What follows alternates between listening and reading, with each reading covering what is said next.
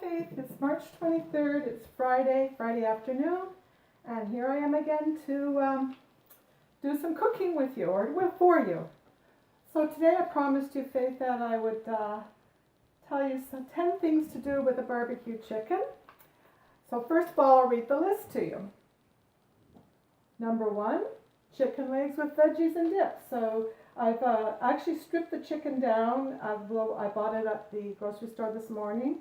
I took out the chicken that I'll need for the couple of recipes that I'm going to do for you. And this is what I have left. So you have the 2 legs here. And you can have those with some veggies and some dip. That would be a very good lunch. Number 2 is a chicken sandwich. Chicken sandwich with whatever you like on it. Lettuce, spinach, cheese, mayonnaise. Always, and if you can, hopefully you like whole wheat bread or multigrain bread. It's better than white bread. Number 3, a clubhouse sandwich. Clubhouse sandwich, Faith usually has bacon, lettuce, tomato, Swiss cheese maybe. I don't know if you like bacon, Faith, but if you don't, you could probably put a piece of ham on it. And my tip for you there is usually a clubhouse sandwich has 3 pieces of bread in it. Leave out the middle one. You don't need it. The last couple times I made myself a clubhouse, I just had the 2 pieces of bread, and I never even missed the second piece. Number 4 is some chicken, pieces of chicken with a garden salad with veggies, or with a Caesar salad. And number 5, same thing again, only have it in a wrap. Number 6, chicken soup. And we already did that one in a video, so that's when I did that video for you, I used chicken soup. Number 7, a hot chicken sandwich with some cooked vegetables on the side, like peas and carrots or broccoli. And of course, people, you don't usually have gravy lying around the house, so I like to use these packaged gravy mixes. You can get them for chicken or for turkey. And my tip for you about that is they are very high in salt. They're not too bad for fat, but they're high in salt. But I buy the one with 25% less salt usually. This one isn't even chicken actually. But anything you're buying, always try to, if you have a choice between regular or less salt or less fat, usually a good idea to stick with the ones that say less. And number 8 is a chicken burger. Again, you could use maybe the next day, if there's some little pieces of chicken left over, you could just take a couple of tablespoons of the gravy, say from the night before, put it in a bowl with the bits of chicken, moisten it up and make a loose patty with it, and have it on a bun with just like with whatever you'd have a chicken burger with. Let's say a chicken burger from McDonald's, whether you'd have ketchup with it or tomato, lettuce. So the last 2 are the ones that I'm going to make for you today, Faith. Number 9, I have the chicken noodle bowl, and number 10 is the chicken fried rice. So I actually have already done the chicken fried rice, so I'm going to tell you how I did it, and then we'll do the chicken noodle bowl. So the chicken fried rice, here it is here in the pan, see? And I actually took a bowl full so you can see, so it would be easier for you to see. Hope it looks good. That's the chicken fried rice. So I'll tell you what I did to make it, and it probably only took me, I don't know, 5 minutes at the most. I used this Bistro Express rice. Now it's very easy to make rice here at home from raw rice, but these are just supposed to be very, very easy recipes that I'm giving you. Something that you can do if you're home on a Saturday and just want to make yourself some lunch, or if your mom's working. So I'm suggesting that you do use these sometimes. And this one's pretty healthy. It's a whole grain brown rice. So again, these aren't really authentic recipes, but they're just my version.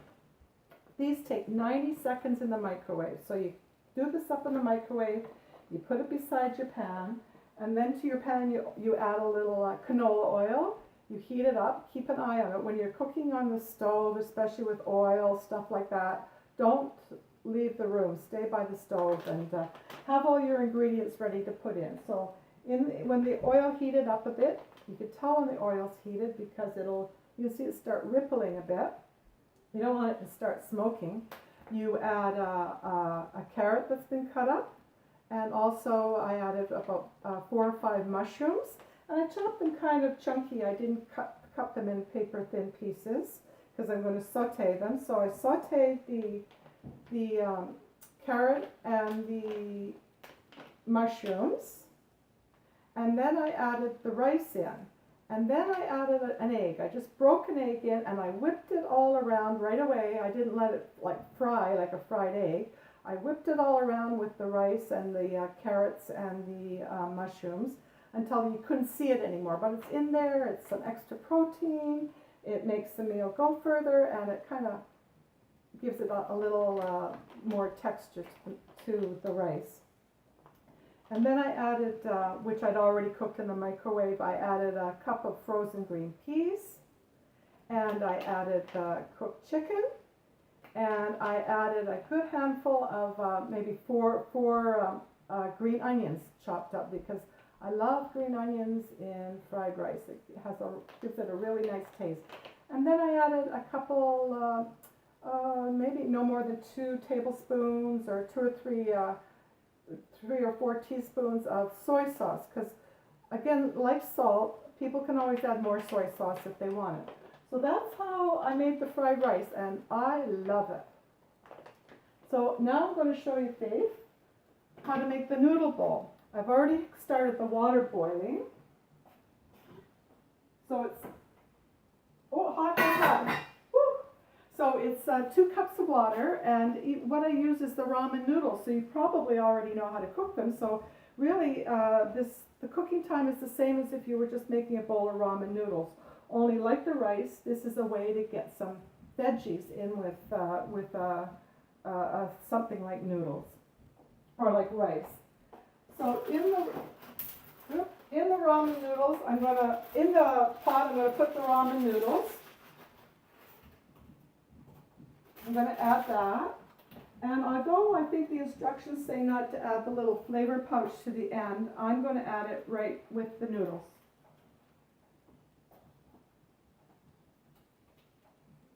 And then what I'm going to add to it is some sliced mushrooms and sliced carrot and a little bit of green onion. But unlike the fried rice, I'm going to add the green onion right away because this is only going to be cooking for 2 minutes. And I also sliced the mushrooms really thin and the carrots really thin because, again, they're not going to be sauteing. They're going to be just boiling with the noodles for 2 minutes. So I add that right in. And I'm going to let that cook for 2 minutes.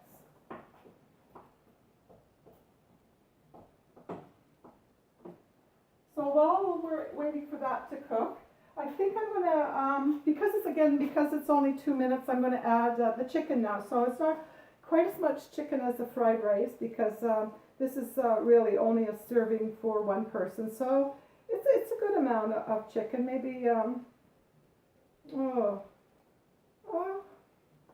of a cup of chopped up chicken. So I add that right in.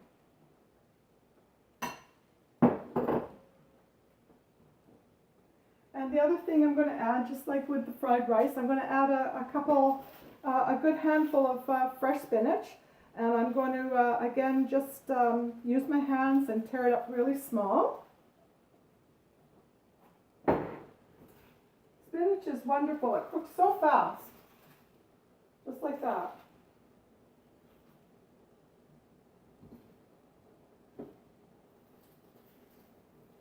So then you just give that a stir.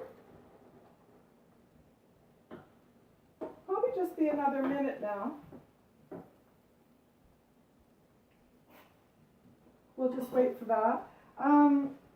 So while we're waiting, Faith, I hear that you went to the basketball game in St. Catharines night before last. Did you like it? Your mom made it sound like it was a very pretty good game. I guess they're like it's like junior hockey or semi-pro. They're not the Raptors, but they're St. Catharines team, right? And then your mom said they were playing somebody from Newfoundland, a team from Newfoundland. And they had lots of, she was telling me that they had, there was lots of kids there, so there was lots of games. So see, that's almost done already, Faith. I'd say another 30 seconds and that's done. And then I'm just going to put it in the bowl and show you what it looks like. Good, I do have another bowl to put it in. Okay.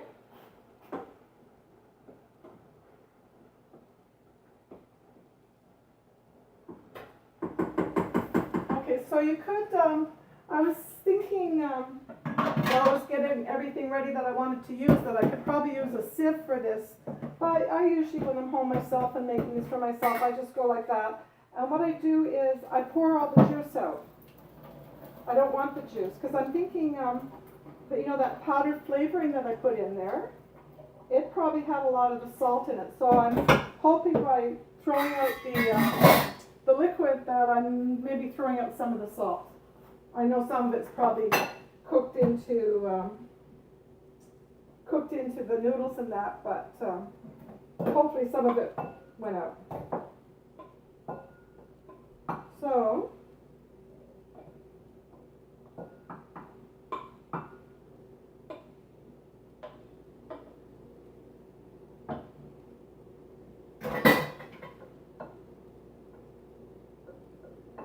there you go. So that's a noodle ball. There it is, Faith. And what I like to put on it, of course, is some soy sauce. Again, I've got this crummy little top here, so I have to be so careful because I don't want to overdo the soy sauce. So I just put a couple little capfuls in. Get rid of that. No, I don't use chopsticks, so I just kind of mix that up a little bit like that. And actually, to tell you the truth, I like to put just a little pat of butter on my noodles, same as my fried rice. Just a little pat of butter. It adds another layer of flavor to it. And the last thing I like to do with my noodles is I always have a container of sesame seeds, and I put a good shake of sesame seeds on.